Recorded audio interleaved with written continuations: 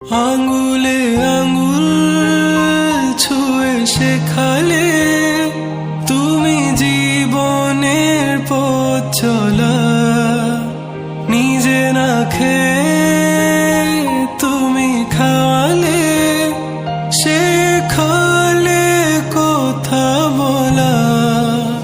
বাবা তুমি আমার যত খুশির কারণ, বলো তোমার মতো করবে কে শাসন। বাবা তুমি আমার বেঁচে থাকার কারণ।